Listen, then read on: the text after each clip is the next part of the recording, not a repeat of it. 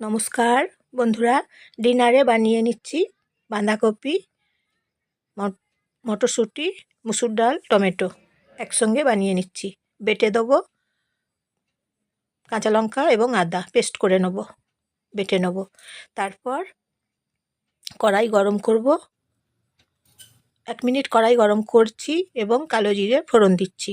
তারপর 1 মিনিট গরম করে নিচ্ছি, তারপর সর্ষের তেল দিচ্ছি। তারপর 2 মিনিট গরম করে নেব ভালো করে। একঘেয়েমি তরকারি খেতে ভালো লাগছে না বলুন? একঘেয়েমি বাঁধাকপি মশলা বেটে নিয়েছি এবং কড়াইয়ের মধ্যে ছেড়ে দিয়েছি, গরম তেলের মধ্যে ভেজে নিচ্ছি। বাঁধাকপিগুলো ছেড়ে দিচ্ছি, কড়াইয়ের মধ্যে ভেজে নিচ্ছি।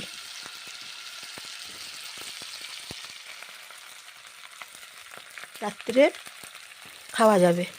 ছেড়ে দিলাম মটরশুঁটি, টমেটো।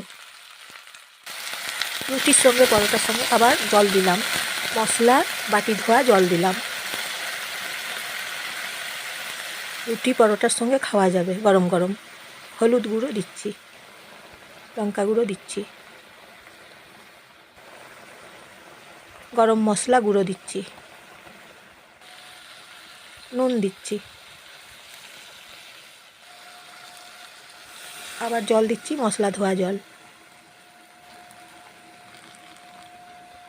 আমি জয়ার রান্নাঘর থেকে নমস্কার নেবেন, সবাইকে স্বাগত জানাই। গা ঘি দিচ্ছি, সবাইকে স্বাগত জানাই, ভালোবাসা নেবেন, নমস্কার নেবেন সবাই। প্রেসার কুকারে 1 মিনিট চাপিয়ে নিচ্ছি।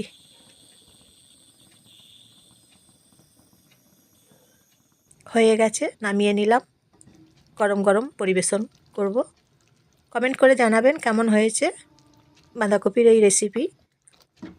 সাবস্ক্রাইব করে দেবেন এবং লাইক শেয়ার কমেন্ট করবেন এবং প্রিয়জনদের সবাইকে শেয়ার করে দেবেন। এইভাবে বাঁধাকপি তরকারি রান্না করে নিলাম। রুটি পরোটার সঙ্গে খুব সুন্দর করে খাওয়া যাবে। সবাই সুস্থ থাকুন, ভালো থাকুন, সুন্দর থাকুন সবাই। এইভাবে রান্না করে সবাইকে বাড়িতে চমকে দিন একদম। অন্য পাত্রে ঢেলে নিচ্ছি। হয়ে গেছে রান্না ডিনারে। আবার নতুন নতুন রান্না নিয়ে চলে আসবো আপনাদের কাছে। আজকের মতন আসি তাহলে।